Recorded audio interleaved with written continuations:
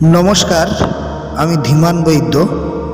আসে না তো ফিরে ইউটিউব চ্যানেলের পক্ষ থেকে সকলকে স্বাগত জানাই। এই চ্যানেলে আপনারা শুনতে পাবেন সুন্দরবনের সমস্ত রহস্য রোমাঞ্চে ভরা হাড় হিম করা কাহিনী। এই সমস্ত কাহিনী আমার চোখের সামনে ঘটে যাওয়া, যেটা আমি গল্প আকারে শোনাবো আপনাদের। আজ শুনবেন দ্বিতীয় পর্বের গল্পের অশনির সংকেত। শুরু হচ্ছে রহস্য ধারাবাহিক ভৌতিক গল্প অশনির সংকেত। মনে সাহস সঞ্চয় করলাম, আমাকে তো বাড়ি যেতে হবে। থাকবো কোথায়? এখানে থাকার কোনো জায়গা নেই। কৃষ্ণ নাম করতে করতে বেরিয়ে পড়লাম। তবুও মনের ভিতর ভয়ে গা ছমছম করছে। একটু দ্রুত পায়ে হাঁটা লাগালাম। মনে হতে লাগলো আমার পেছনে কে যেন একটা হাঁটছে। মেঠো পথ, পিছিল পথ, বর্ষার বিদ্যুতের ঝলক ছাড়া রাস্তায় আর কিছু নেই। একটা শেয়াল কুকুরের সঙ্গেও দেখা হচ্ছে না। সাহসে ভর করে হাঁটছি আর মনে মনে ভাবছি, কাউকে যদি পেয়ে যেতাম তাহলে একসঙ্গে গল্প করতে করতে যেতে পারতাম। কথাটা ভাবতে ভাবতে যেন বিদ্যুতের চমকের মতো উদয় হলো একজন আমার সামনে। মনে একটু সাহস হলো। আমি বললাম, দাদা, ও দাদা, কোথায় যাবেন? লোকটি উত্তর দিল, কচুখালি 6 নম্বর। মনে মনে ভাবলাম, আমি তো যাব 5 নম্বর, তাহলে একসঙ্গে যাওয়া যাবে। আমি বললাম, দাদা, একটু আসতে চলুন না, আমি আপনার সঙ্গে যাই, অন্ধকারে আমি চলতে পারছি না। উত্তরে বলল, আমার চলতে অসুবিধা হয় না, তুমি আমাকে অনুসরণ করে চলে এসো। দেখতে পাচ্ছ না বর্ষা পড়ছে, আমার সঙ্গে চলো, তাড়াতাড়ি বাড়ি পৌঁছাতে পারবে।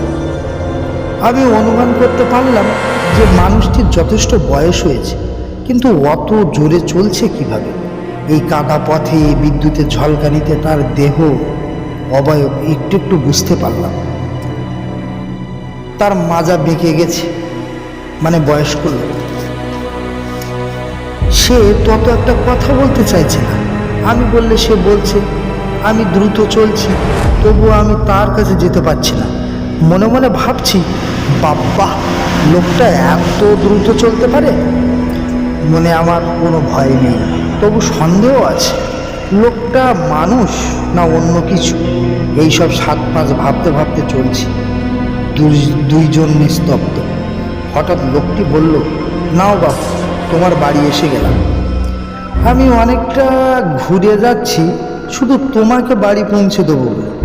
সত্যি আমি তাকিয়ে দেখি, এই তো আমাদের রাস্তা, এটাই আমাদের বাড়ি। এই সমস্ত দেখতে ভাবতে তাকিয়ে দেখি লোকটা নেই, কোথায় যেন মিলিয়ে গেছে। 1 মিনিটের মধ্যে আমি বাড়িতে পৌঁছে গেলাম। মাকে ডাকলাম।